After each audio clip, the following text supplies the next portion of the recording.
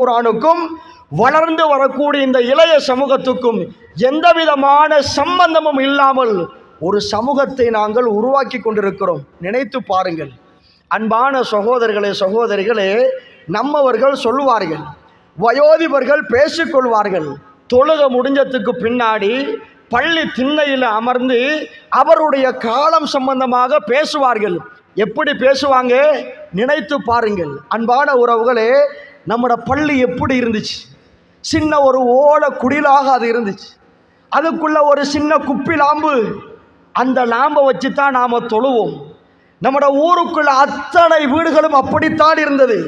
எங்காவது ஒரு வீட்டில் லைட் எரிந்து கொண்டிருக்கும், பற்றி கொண்டிருக்குமே தவிர எங்கும் பளபளவென்ற வெளிச்சம் இருக்காது. மக்ரிபு தொழுவோம், மன நிறைவான ஒரு சந்தோஷம். மக்ரிபு தொழுதுட்டு ஊருக்குள்ள நடக்க ஆரம்பித்தால் அல்ஹம்துலில்லாஹ், அல் குர்ஆன் ஓதல் சத்தம் கேட்காத ஒரு வீட்டை எங்களால் பார்க்க முடியாது. அந்த காலத்தில் எப்படி சொல்லுவாங்க வயோதிபர்கள்?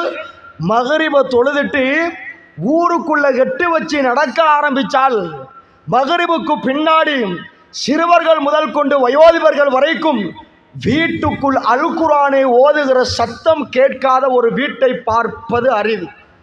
ஆனால் இன்றைக்கு மக்ரிபு தொழுதத்துக்கு பின்னாடி ஊருக்குள்ள எட்டு வைத்து நடக்க ஆரம்பித்தால் அல் குர்ஆன் ஓதுகிற வீட்டை தாண்டுவது அரிதிலும் அரிதாக காணப்படுகிறது என்று பேசுகிறார்கள். 100க்கு 100 விதமான உண்மை, 100க்கு 100 விதமான உண்மை. அன்பான உறவுகளே, இப்படித்தான் இன்றைக்கு அல் குர்ஆனுடனான தொடர்பு நம்மகிட்ட இருக்குது. நாம் இப்படித்தான் அல் குர்ஆனிய சமூகத்தை இன்றைக்கு நாம் உருவாக்கிட்டு இருக்கிறோம். அந்த அளவுக்கு மார்க்கத்தை விட தூரம். அது மட்டும் கிடையாது. பாருங்க பார்ப்போம், கொஞ்சம் யோசிச்சு பாருங்க. நம்முடைய காலம் இருந்தது எப்படி? அந்த காலம் கிட்டத்தட்ட ஒரு 10 வருடங்களுக்கு முன்னாடி, ஒரு 10-15 வருடங்களுக்கு முன்னாடி கொஞ்சம் கற்பனை செய்து பாருங்கள்.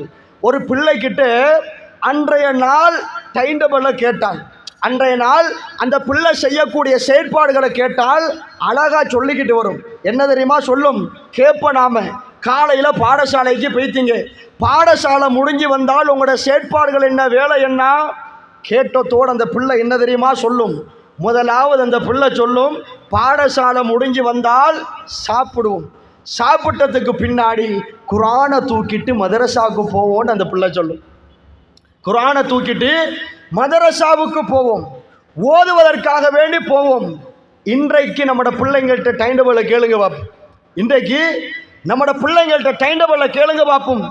சுபகுக்கு முன்னாடி ஒரு கிளாஸ் போகிறாங்க, ஸ்காலர்ஷிப் ஓலவலுக்காக போகிறாங்க. அங்கே நாம் சுபகு தொழுகைக்கு வாங்க சொன்னால் பிள்ளை சைக்கிள் எடுத்துகிட்டு வேகமாக போகிறானுங்க. எங்கன்னு கேட்டால் கிளாஸ். சுபகுக்கு முன்னாடி ஒரு கிளாஸ், சுபகுக்கு பின்னாடி நேரத்தோடு பாடசாலைக்கு போகணும். அந்த பாடசாலை நேரத்துக்கு முன்னாடி ஒரு கிளாஸ், பாடசாலை முடிஞ்சு வீட்டுக்கு வந்தால் வேகமாக சாப்பிட்டுட்டு ஒரு கிளாஸுக்கு போகணும். பெய்த்து வீட்டுக்கு வந்து அசருக்கு பின்னாடி ஒரு கிளாஸுக்கு போகணும், மகரிபுக்கு பின்னாடி ஒரு கிளாஸுக்கு போகணும். இரவு 9:30 தான் வீட்டுக்கு வருவான். இரவு 9:30 தான் வீட்டுக்கு வருவான். அன்பான இஸ்லாமிய சகோதரர்களே சகோதரிகளே, இதுதான் இன்றைய பிள்ளைகளுடைய டைம் டேபிளாக இருக்கு. சும்மா நான் கேட்குறேன் பாருங்க, நம்முடைய நிலைமை என்ன?